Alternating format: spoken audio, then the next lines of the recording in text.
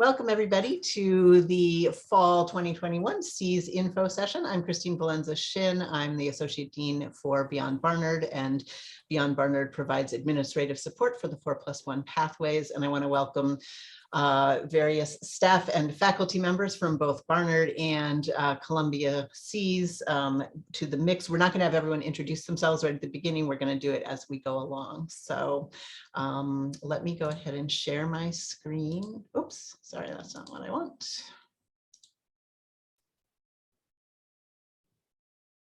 Oops, let's get to the right place. Okay, great.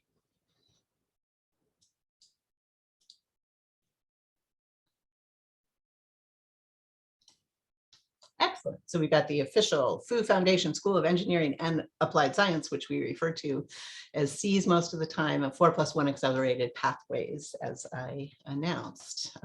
So today we're going to do an overview of the pathways and the application timeline and process, and then we're going to look at each of the 5 main pathways, and that's where some of my individual colleagues will come in and explain all sorts of details, and then we'll have a Q&A at the end.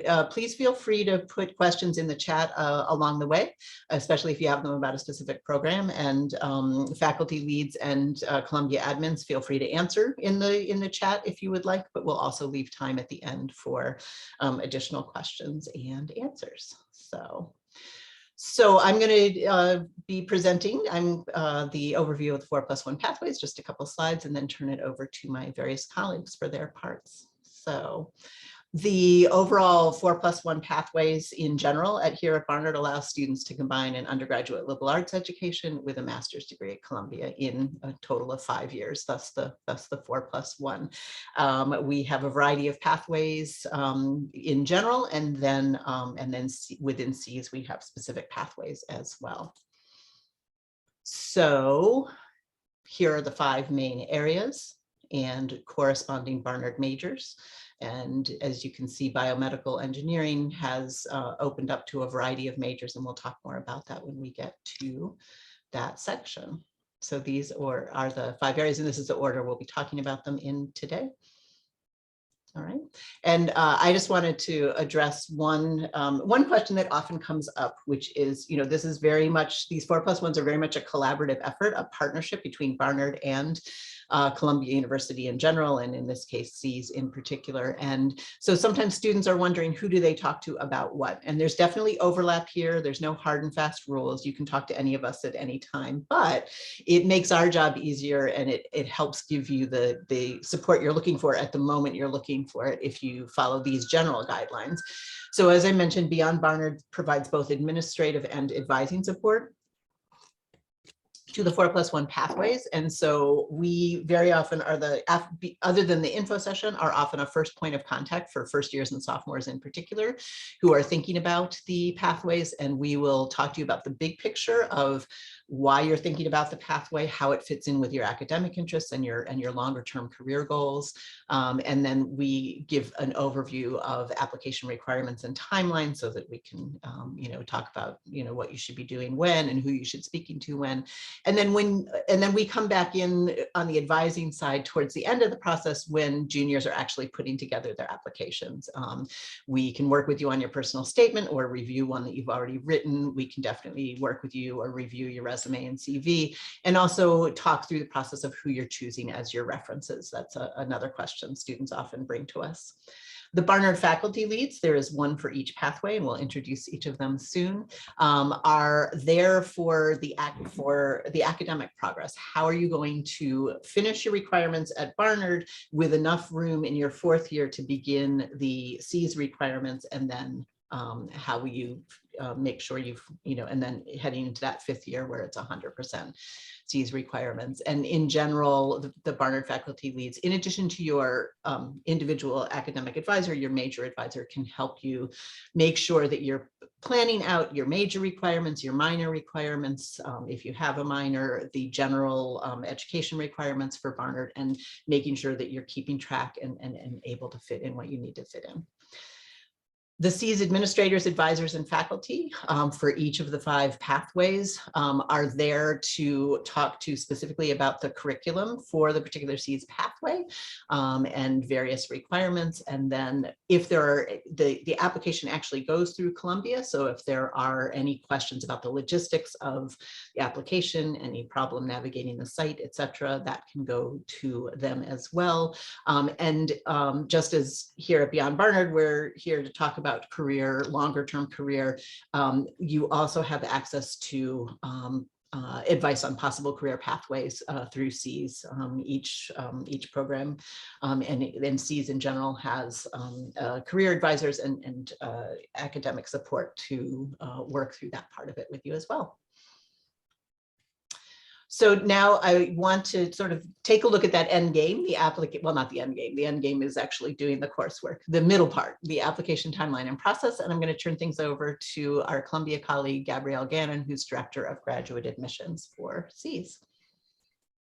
Thank you. Thank you so much. And thank you everybody for being here today. I am happy to review with you the application process for this wonderful program. So a few things to kind of keep in mind. So you apply into the pathway program, and the pathway program, you remain a Barnard student and you do the preparatory work to then become admitted into the MS program. So because you're applying to the pathway program, you apply in your junior year. And we recommend that students apply by February 15th. And decisions come out throughout the spring. You may also be aware that that is our standard MS timeline. So students are applying to the master's degree at the same time. So typically we make sure we get the Barnard decisions out by May so that it can inform your senior year registration.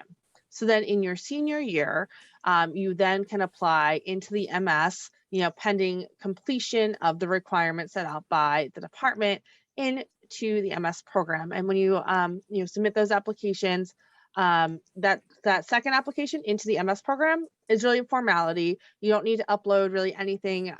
You use a lot of the stuff that you used when you applied before, but it's just kind of saying, I met the requirement, I did what I was supposed to. We try to make this as straightforward as possible for you. And I believe on the next slide, are there the requirements? Yes, sorry, one sec. It's okay. There we go. I'm not remembering all the slides off the top of my head. I'm like, it's been a little while since we've dusted this off. So the application requirements. Online application, straightforward. The fee for that is waived, and you will upload your transcripts with your application. You just upload a copy of your official Barnard application. Submit a personal statement. Your personal statement should tell us a little bit about you, your history, what you've done, while a Barnard student, and what do you hope to accomplish? What are your goals with this program? Why are you interested in this program? Your resume or your CV.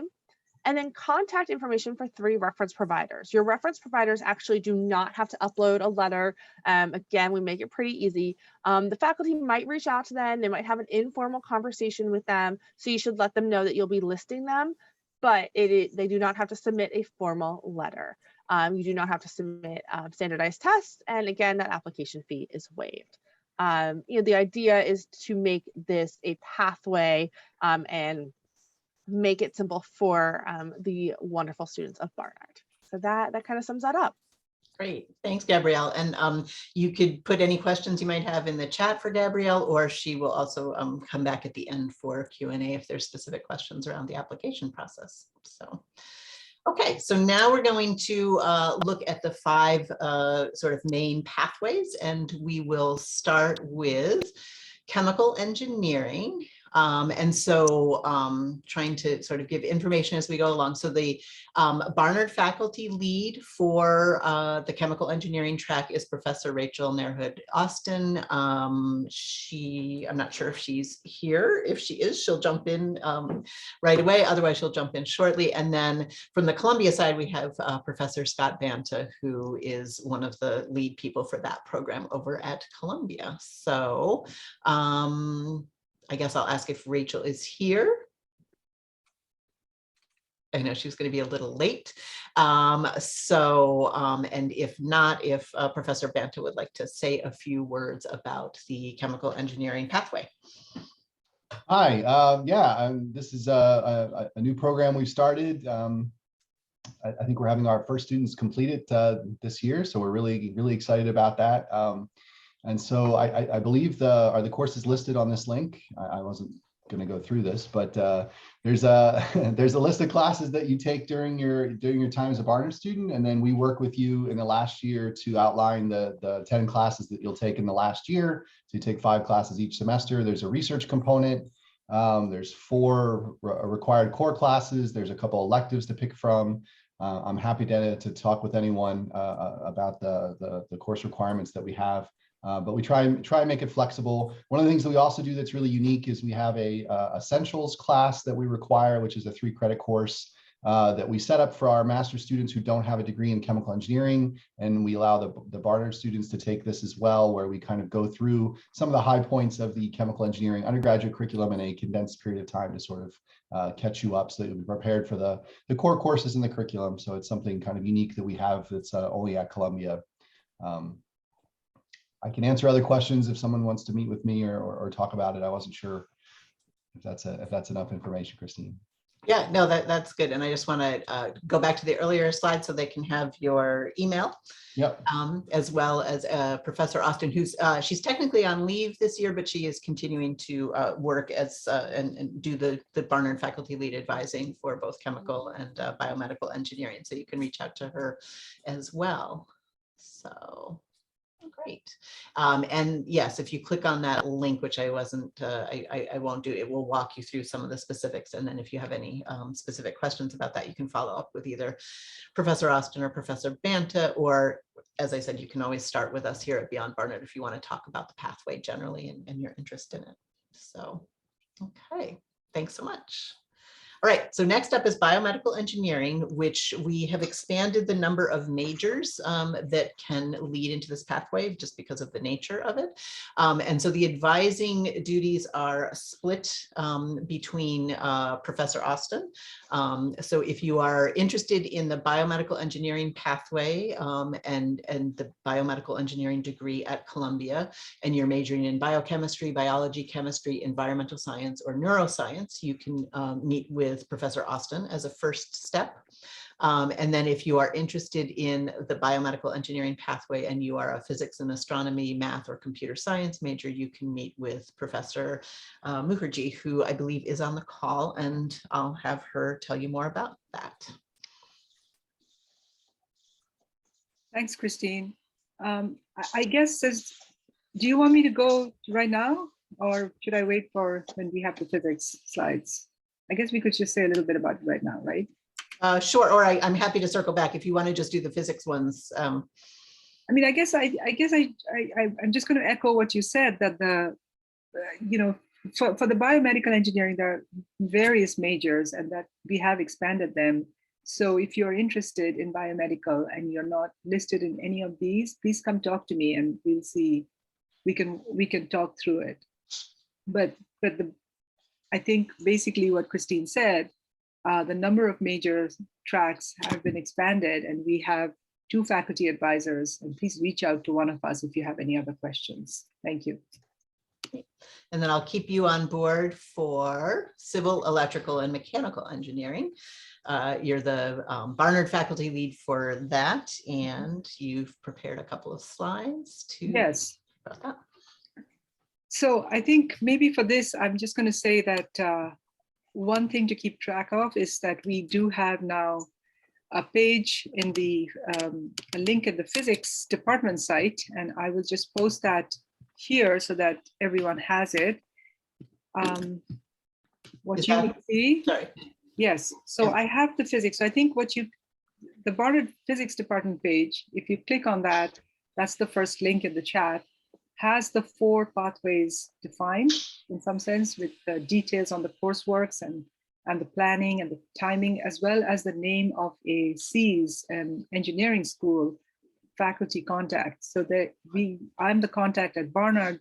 We also have professors in the engineering in mechanical, civil, electrical, as well as biomedical engineering, who are faculty contacts from the SEAS side. And I think the important point here is sometimes it helps to speak to us early as soon as you're interested and you think that you might be pursuing this track, because we can help you project out the courses that you might need and and help you sort of plan the pathway so that you're ready by the time you apply.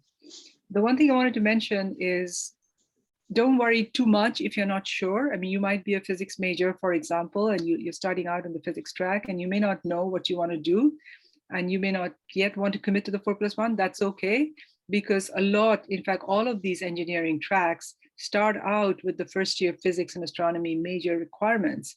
And so you really, if you're on track for being a physics major or a minor, you will find that you have already started along these pathways because of the way the courses and the requirements are structured. So while it's not necessary for you to know ahead of time that you want to do this, if you're interested, come speak to us. If you're just going to be a physics major, that's fine. If you're anywhere, if you're interested, just come and speak to one of us.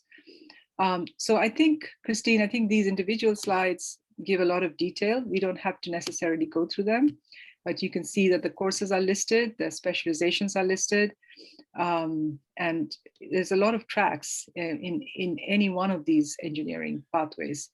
So if you go to the next one, let's say I think you have the mechanical, every track is slightly different. You can see here in the mechanical, you have a certain number of credits to complete, a certain number of 4,000 level or higher courses. And it tells you exactly what the pathways are, and we can help work with you on that. On the Barnard website, you will see that we have actually listed the courses individually, and you can look at them. If you have any questions, come speak to me.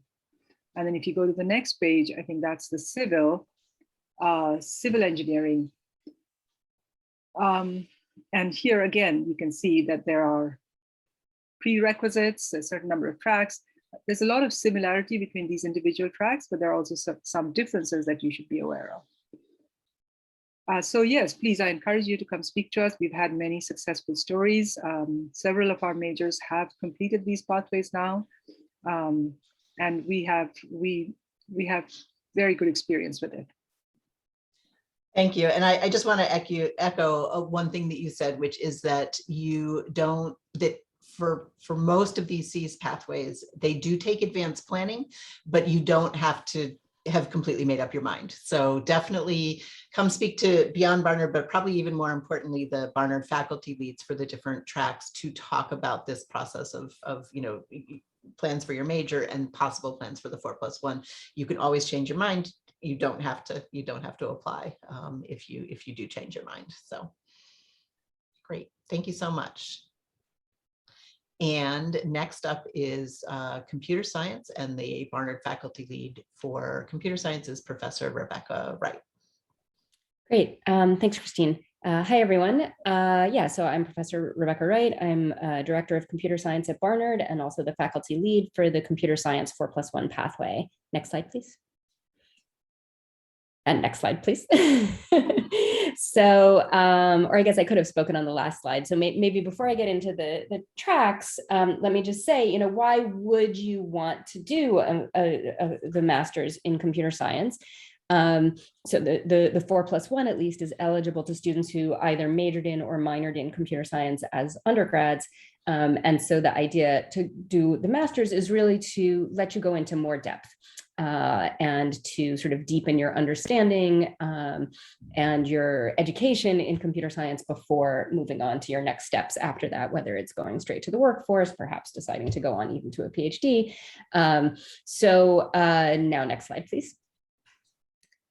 So just like the undergrad computer science major does at Barnard, the master's at Columbia has a variety of tracks. And if you're familiar with the undergrad CS tracks, you'll see there's some overlap among these tracks and the kinds of tracks we have at the undergrad level. And so the tracks are a way of defining your master's program to, again, go into more depth on a particular area. So things like computational biology, computer security, machine learning, all the other things on this list. There's also not commonly done, but the option for a personalized track, usually if you want to do something a little bit interdisciplinary that doesn't fit neatly into one of these tracks, or a thesis track, which has a research component that replaces some of the coursework. And you can find detailed descriptions of these tracks, all of the tracks, and I think this might be on the next slide, Christine. Yeah, so all of the tracks give you some breadth as well as depth. So they have you take classes across systems theory, AI, and applications, as well as then a choice of a fourth class from one of those. And then the rest of the focus of the coursework, which is 10 courses, is on classes specifically chosen towards that track, some specifically required track classes, some track electives, and general electives. And so you can, so so the two options to be eligible for this pathway, you can be a computer science major.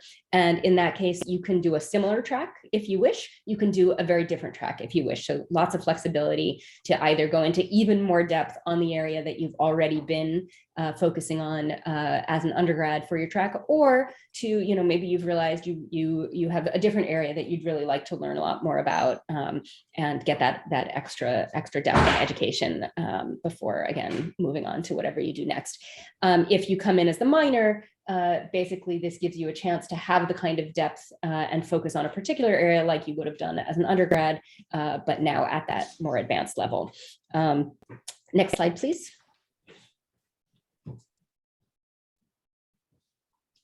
A little more about the research option is that for 3 of your classes, you do an MS thesis. In order for that to happen, you need to find a faculty advisor, and that's something that you should be thinking about probably in that year 4 while you're still a Barnard undergraduate, so that you have time to hit the ground running. So definitely, if you are considering doing the research track for the 4+1, even more so than the other tracks, it's helpful to do some advanced planning. And the idea here is to just, give you more of a chance. Maybe you've done some research while in undergrad, maybe you haven't, but to continue doing research or start doing research and get that hands-on research experience at a pretty in-depth level. So with 3 semesters, or well, three typical course credit size chunks. So either 3 credits and 6 credits, or some other way of dividing it to get to those 9 credits, and do a thesis. During the first week of every semester, there's a research fair that Columbia Computer Science holds. In fact, you can go to those already as a Barnard undergrad, and they can be a good way to connect with a potential advisor. So I would not recommend necessarily waiting until your 5th year to do that, but although I'm sure there's some possibility to do that. Next slide, please. And so in terms of logistics around this, as I've noted earlier, this pathway is open to computer science majors and minors. And really, there's quite a bit of flexibility in how to engage in the 4+1. The overall structure of the requirements is that you take 2 extra classes, 2 advanced CS classes at the 4,000 level beyond the BA requirements, so classes that you don't use in any way for your credits towards graduating as a Barnard student while you're still an undergrad. That covers 2 of the 10 classes that you need to take to get the master's degree, leaves you 8 to do in the 5th year, so you can do 4 and 4 and have a reasonable course load during that time. Some planning is needed. Specifically, you have to pay a little bit of attention to if there are any classes that are prerequisites for other classes, and that you either take those while you're an undergrad, or as make sure you use the prereq for one as one of the requirements for other parts of the track. But with some advanced thinking, that can be done and fit within those 10 courses. That we worked out a couple of sample course schedules that you can find along with our other 4+1 information. If you go to cs.barnard.edu and click on curriculum and courses, there's a 4+1 option there. And what you'll see in that one, you'll see 2 sample course plans, one of which has the similar track, undergrad and grad, and one which has a different track, but those are just examples, and there's lots of other ways to do it. I think that's my last slide, Christine. I think you're right. Great. Thank you so much. You're welcome. And as I've said earlier, if you want to put specific questions about the, specific tracks in the chat along the way, you're welcome to, or save your questions for the end, whatever your preference is. So now we'll go to the fifth main category, which is IEOR. And again, just identifying who's going to be speaking. So Professor Martina Jasova is the Barnard faculty lead for this track. And from Columbia, we have Kristen Maynor and Gabby Lilienthal. So I'll turn things over to Kristen to start. Great. Thank you so much, Christine, and thank you for organizing this webinar. Hi, everyone. My name is Kristen Maynor. I'm the Academic and Student Affairs Advisor in the IUR department. I work closely with IUR undergraduates and master's students in their course planning and course selection and overall program advising. And I love this program with the Barnard students because it's an exciting way to, well, first to increase our the pipeline from Barnard to Columbia Engineering. And I just love working with students. So I'm excited about this program, and I'm a resource for you if you have any questions about IUR or any of our programs. One last thing before we dive into the 5 programs in IUR, I'm always happy to meet. So you're welcome to email me to schedule an appointment to have a conversation about the programs in more detail. I have a lot of office hours available for you all, so don't hesitate to reach out. Next slide, Christine, thank you. So within IUR, we have 5 master's programs that students can matriculate into via the Barnard pathway. And all 5 of our master's programs are connected by this idea, this very operations research idea of being the science of better, which in a nutshell means using techniques such as mathematical modeling to analyze data or complex situations and make better decisions, i.e. the science of better. And each of our 5 master's programs sort of applies the science of better towards 5 different domains. And so we have financial engineering, which is applied to financial services. We have business analytics, which is more for data and modeling, industrial engineering, which traditionally has been for manufacturing services or supply chain management, management science and engineering, which is more geared towards consulting or just overall management. And lastly, we have operations research, which is our most broad program, and it has applications for public policy or healthcare, including financial engineering and business analytics. So it's really, and if you look at the curriculum, it's quite flexible. So you can sort of tailor this program towards the interests that you have. One aspect that I would like to highlight for 2 of our programs is with regards to the management science and engineering program and the business analytics program. These are in collaboration with Columbia Business School. And so as part of your degree requirements, you will take about 1/3 of your requirements with Columbia Business School itself, alongside MBA students. And IUR and CBS have a pretty close collaboration, which I think is exciting and adds an interesting dimension to these programs, right? You get the breadth, both the technical training from engineering, but also the more management side from CBS. And students tend to really enjoy these programs. They both also have a capstone course where you're working with real clients and industry partners on their projects. And so you act as a consultant for them, or you act as a data analyst with them, and you get real hands-on experience. So those are really exciting features for those 2 programs. Our website has a ton of information on all of them, including the curriculum, but also the placement statistics in terms of where students tend to go in each program, both the various areas and the titles that they receive. So I would strongly encourage you, if you're interested in any of these programs, to take a look at our website to get a more robust picture of what students do with these programs. And then I will pass it on to my colleague, Professor Jasova, to talk about the requirements. Perfect. So hi, everyone. So I'm a Barnard faculty lead for this program. And specifically, there are 4 courses that you are required to complete by the time of the application, and those 4 courses are what you see listed here on the slide. Now, generally, you can come from any major, and I'm very happy to work with you to incorporate these 4 courses to your planning. But perhaps more seamlessly, this is an undergraduate component that most naturally leads to our economics and math major that we offer at the econ department. So if you are pursuing the econ math major, these courses are many of them are your standard requirements. So it is definitely the easiest direction towards this 4+1 program. But feel free to contact me if you're coming from a different major or from a different path of econ major, and I'm very happy to talk to you and plan this out. Now, on our web pages at Barnard Economics, there's a link I just shared with you, and in this link you'll find a sample course schedule that we generally recommend to students to take as a sequence to fulfill these requirements by the time of the application. So the first one goes the third bullet point, the calculus free, or the similarity or the similar course offered at CES, which usually students take early in their first year. And then it's followed by the probability and statistics or the linear algebra in the second and the third year, finalized with the foundation of data science in the third year. Now, again, this is more of a general cookbook, and I'm very happy to meet with each and every one of you personally, and we can plan these things together. Thank you.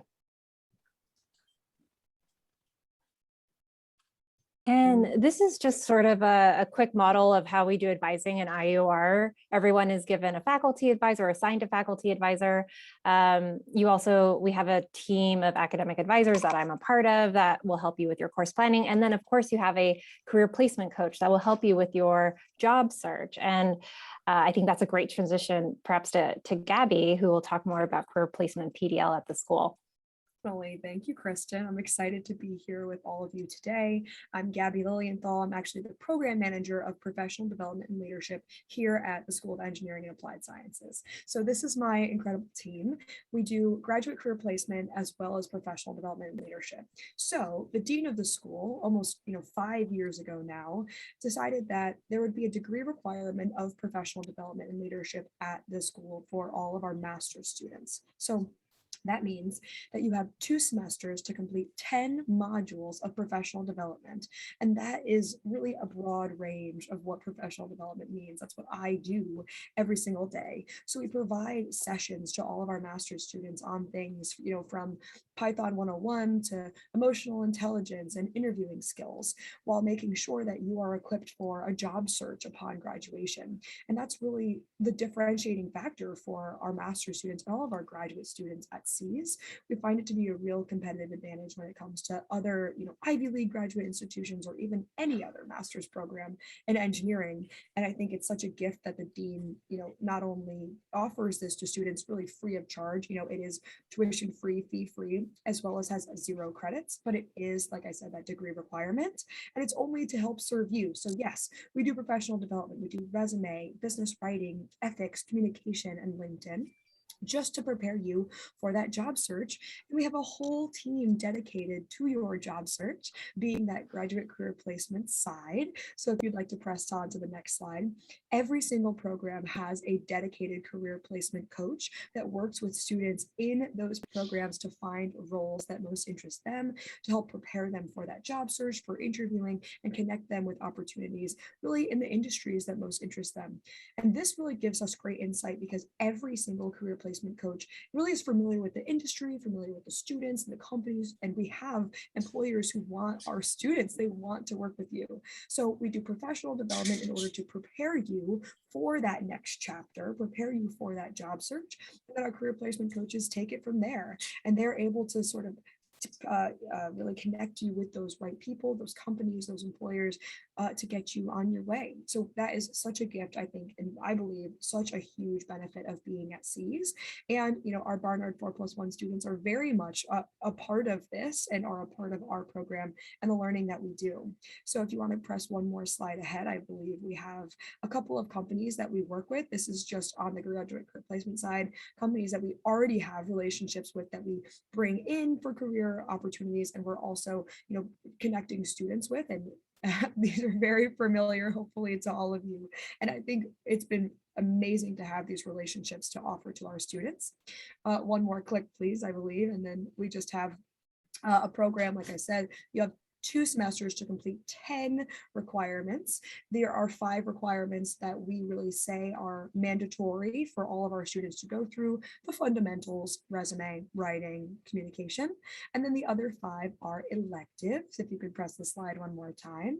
And I think we have examples of some of our electives. I know I had mentioned, Python and emotional intelligence, but there is so much more. Like I said, I every single day am looking for subject matter experts in the industry, employers, to bring their expertise to our students.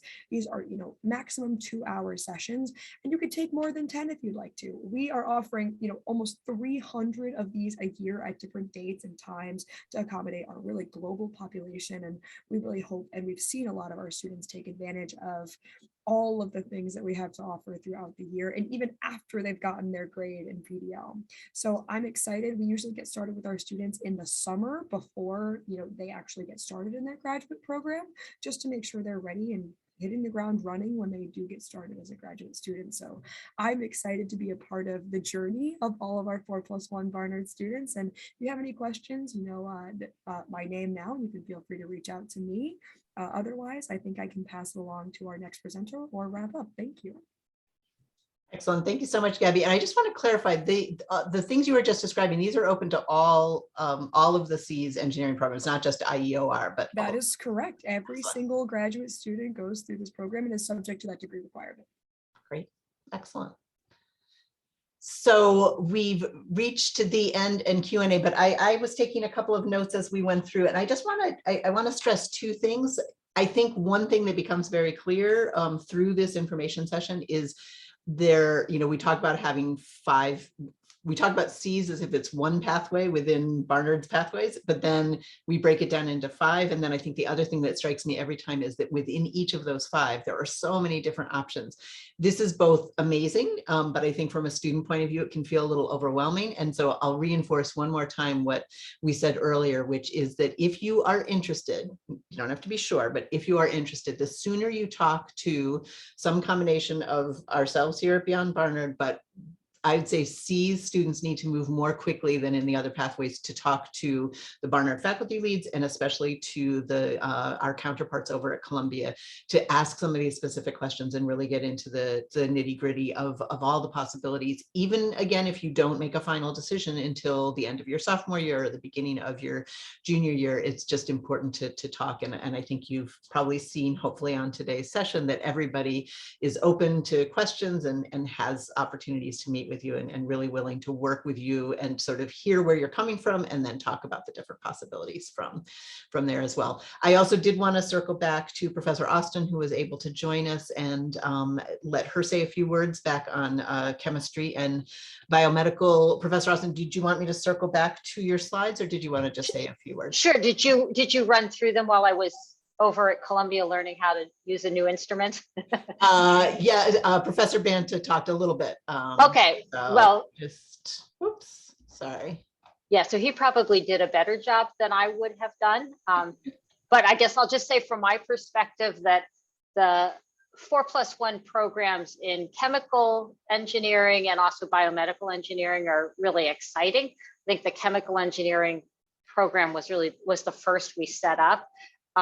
And again, this probably repeats things that you've already heard, but the chemical engineering program is really a separate chemistry major within the chemistry department, which then prepares you for the 4+1 program. And I'm really excited to see how this turns out. I think we have our first 2 students are seniors this year. And then in the junior class, I didn't look to see how many of you were here, but I think we have 5 students who are interested in this pathway out of what is typically no more than 8 or 10 chemistry majors a year. So and I'll just mention that these so far have been among our really strongest students. So Scott, you can thank me. It's been a track that's really appealed to really good students. And I think we've had a really nice partnership with Columbia on this. In the fall of 2020, in the pandemic semester, I taught a course, Introduction to Chemical Engineering, just a 1-credit pass-fail course for Fall A, and got to talk to a lot of chemical engineers and really got to see the breadth of what people who are chemical engineers actually do for a living. So that would be something I'd be happy to chat with you about. So again, as I'm sure you've heard from other people, don't hesitate to reach out and email me if you have questions about that pathway. The biomedical engineering pathway, I think it's a little more amorphous. I think we have not yet had a student complete that. So I think we're going to be learning with the rest of you. The biomedical engineering program at SEAS has been really open in their willingness to take students from a lot of different backgrounds, which is different than when we first started, where we had a very clear pathway from chemistry or biochemistry into this master's program. So we're going to be learning with you on this one a little bit, but their open-mindedness, I think, and willingness to take students from a lot of backgrounds is, should be an indication that this is an area that interests you. There's a lot of possibility there. And for students, I would really encourage you to begin looking at the web pages of these departments if you're interested in them. If they have seminar speakers, go to those talks and just begin to learn a little bit more about these fields if they're interesting to you. And again, I'm happy to answer questions in the chat, as I'm sure everyone else is. Thanks, Christine. Sorry I was a little late getting over. Not a problem at all. Thank you so much.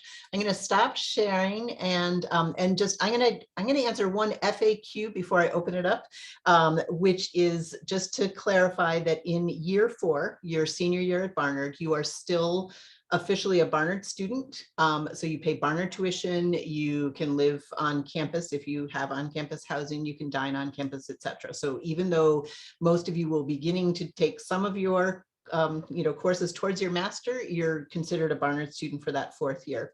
In your, and very important, Gabrielle, you receive your Barnard financial aid package. So if you're on financial aid, if you have loans, that you're still officially Barnard.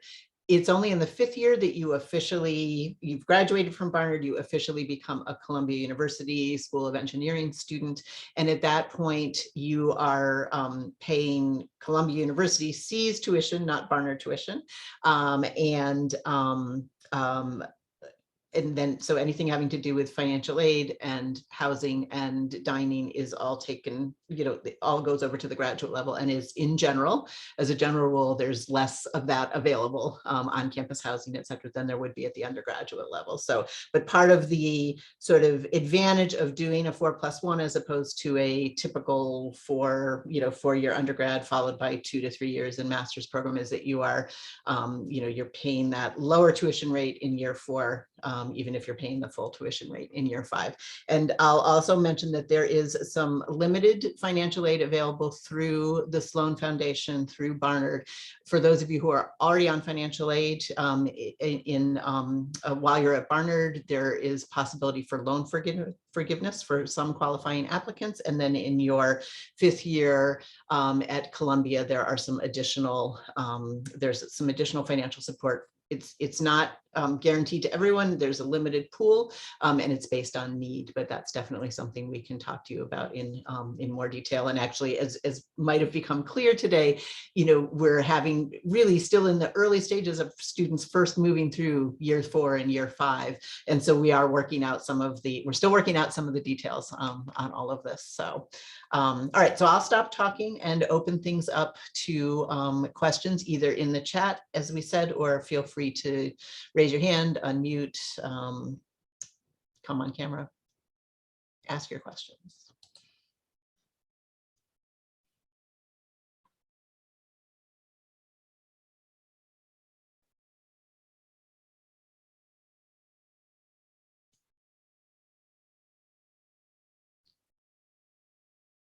We've either completely overwhelmed you with details or we've successfully answered all possible questions already. I do see a question in the chat about completing the foundation requirements. Is that something that you can answer, Christine? Foundations requirements as in? I think that means the Barnard Gen Ed ones, right, Chris? Right, yeah. So you have, you would have the full 4 years, but I would say that most of the Cs 4+1 work to try and finish those by the end of junior year to leave that extra space in the senior year, but that's definitely something that you can go over both with your academic advisor. So if you're a first year or sophomore, you've got an academic advisor. Once you declare your major and get a major advisor, you should definitely be mapping out your plans. I think there was possibly an earlier question about study abroad or the Jewish Theological Joint Program. You can do any of those things. You just need to plan them out. And it's a combination of talking that through with your academic advisor and then with the Barnard faculty lead for the particular C's track, and then also checking in with people on the Columbia side, especially about that 5th year and if there's any prerequisites that need to be done the 4th year. So technically you could take all 4 of your Barnard years to complete your foundation requirements, but the sooner the better in some ways to give yourself that flexibility in year 4.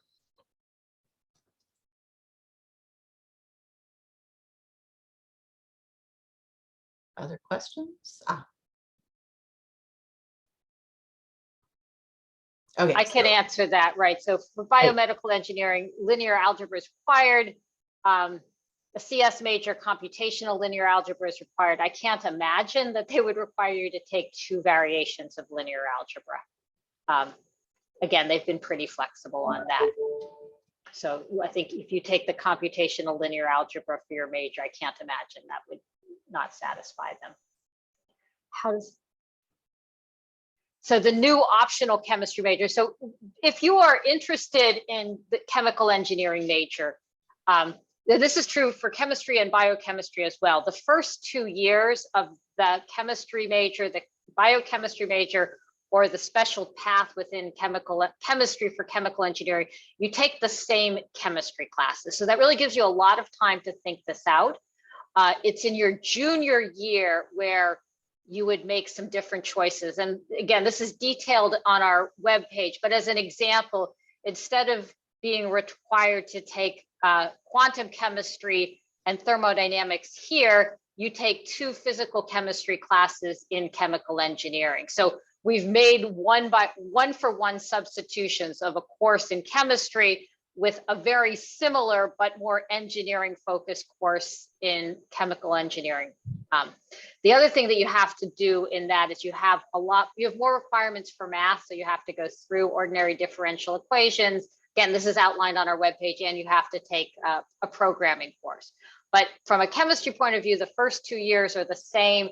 And then your junior year, you begin to swap out one course for another. So instead of taking, for example, our advanced synthesis and reactivity lab course, which is a requirement for the chemistry major, you take a project-based course in chemical engineering. So you can, of course, do this special pathway. At the end, you'll still have a chemistry major, no questions asked. You could do that and then not do a 4+1, not get a master's degree in engineering. You still be a chemist. The one thing you can't do is you can't mix and match. Once you've made a commitment to this path, you need to do all of those requirements. We've had many students who still elected to take quantum chemistry in addition, and that's totally fine. But you can't say, oh, I'll take like 1 or 2 here and 1 or 2 here. We've got, it's almost like we have 2 tracks within the chemistry major. And once you've committed to one, you need to do that. But again, that does not commit you to going to graduate school in chemical engineering. It would still prepare you for anything that a chemist would do. And we have a question about financial aid. Is C's likely to give any need-based financial aid? I'm happy to answer that. So at the master's level, we are limited in our funding because we do fully fund our PhD students. So at the master's level, I really recommend that you look for external fellowship opportunities. I just posted the link. We also fund GEM students. The GEM organization is a wonderful organization geared towards providing funds for students who are underrepresented. So I highly recommend that you apply to be a GEM fellow. If you become a GEM full fellow, meaning that you have employer sponsorship as well, then you would be eligible for one of those awards that you would receive, once you become a master's student. I had posted the link for the external fellowships. You also, if you are eligible to follow your FAFSA, you're welcome to do so. And that typically allows you to be eligible for, if you have any remaining Pell Grant, you'd be eligible for that if you have it. And you'd be able to apply for and receive subsidized loans. Great, thank you. Thank you for that. Great, okay, and from Professor Austin, chemistry at Barnard would be happy to hire 4+1 students as TAs in general chem, can be a small source of financial support, and the 4+1 students are great TAs. So there are options. Funding graduate school is a broad general topic that is of concern to lots of people, and it's another at Beyond Barnard. It's another. We're also happy to talk through that with you and discuss some of the resources that Gabrielle mentioned, as well as some other sources as well. And we're actually working on putting together a one-pager on that in general, because so many people, both current students and our alumni, are considering graduate school and trying to figure out that piece of it. So very important. Other questions?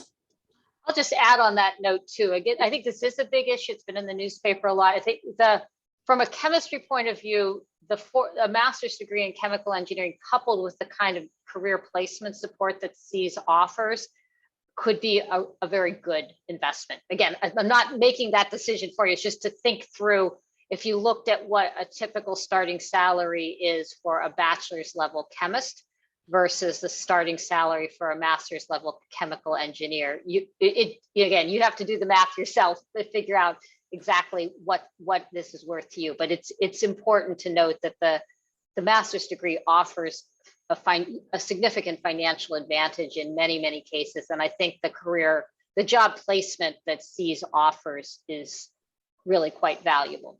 Just add that into your thinking on that topic. That's absolutely true. And also, again, from our perspective at Beyond Barnard, where we provide career support for all students, all majors, all of these majors and master's degrees these are the skill sets that are such in demand in across the workforce. So that concept of return on investment is an important. Again, we don't make the decision for you, but all of us happy to talk through that process with you as you consider your next steps.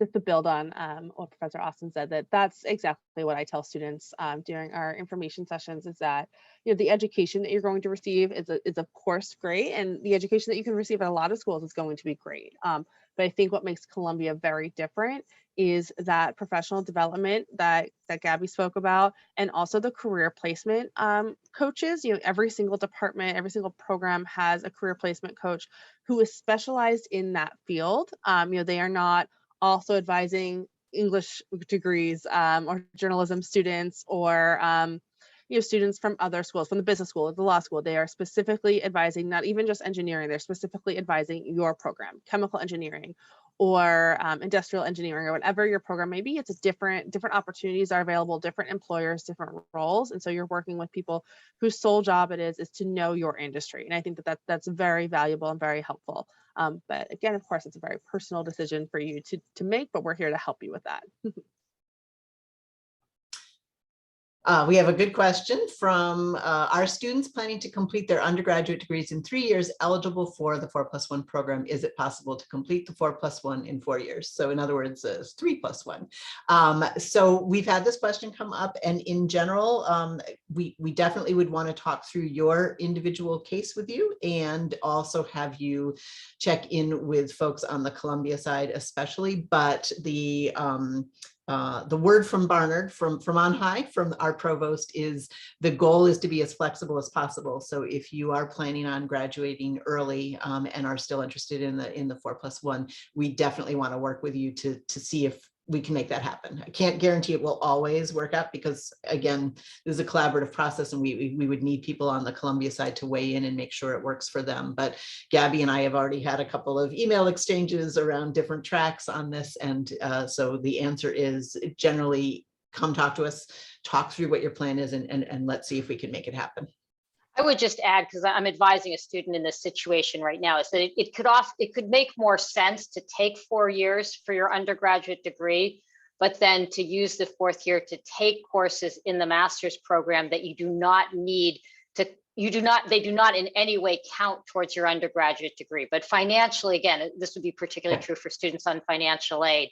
It would be economically advantaged to stay at undergraduate, paying your Barnard tuition with your Barnard financial aid and just accruing master's credits. And we have a student right now who's doing that. I think the other thing I would just add as an advisor is a master's degree. I mean, all education is a once in a lifetime opportunity. And I know when you're young, it's easy to rush, and I understand completely financial pressures and how those can shape our thinking. I put myself through college, so I know this very well, but just don't shortchange yourself in the opportunities by trying to do too much. That slowing down a little bit, even just a little bit, and just being able to really enjoy the courses that you're taking and what you're learning. I've had a lot of people students tell me how much more pleasure they get from a class if they're not fully 128% maxed out. Yeah, that's a really good point. And I think part of what that conversation will be around, trying to fit this into 3+1 as opposed to a 4+1 would be around that, is what's the best choice, and both from a financial perspective as well as an enjoyment and getting the most out of it perspective. I have a question directly to me about advanced standing and how that works. Gabrielle, do you have any insight on, I think. Sorry, what is the question? Something about advanced standing and how that works. So it's actually, sorry, Professor Wright I want to make sure I understand what you're asking. Oh, you're muted. Yeah, so I think it relates to what Professor Austin was just saying, and sort of came up in a couple of places. It's what these 2 classes you have to take for computer science while you're in undergrad, they all are related to. So there's the way that the class, and I don't know if this is consistent across all of these programs or if there are differences, but I think primarily, and certainly in computer science, the way that the classes you take while in undergrad that are going to count towards your master's rather than being prerequisites for those classes or preparation for those classes is through something that SEAS does that is called advanced standing, which is a little bit like transfer credits. And as we are starting to actually have students going through the program, we're learning a little bit more about how that works and where it works well and where it doesn't work well. And so what happens, if I understand it correctly, is the SEAS policy is up to 5 classes can be counted for advanced standing.